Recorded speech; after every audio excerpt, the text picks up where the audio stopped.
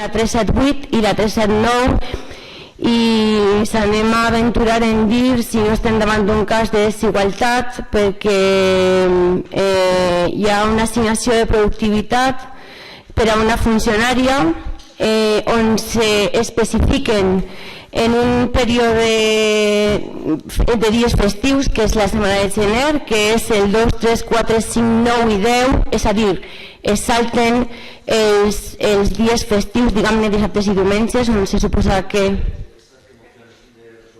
Sí, la 378, t'ho he dit, i la 379. Sí, t'ho he dit.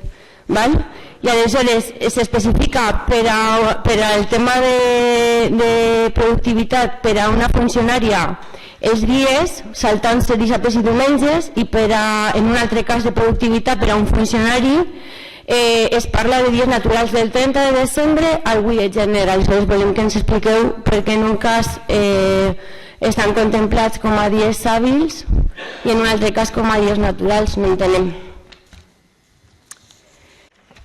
El tema de las productividades, lo que comentabas de días naturales y tal, lo preguntaremos en la comisión. Si estuviera aquí Luna, supongo que sabría deciros. Y el tema de lo del chip de animal...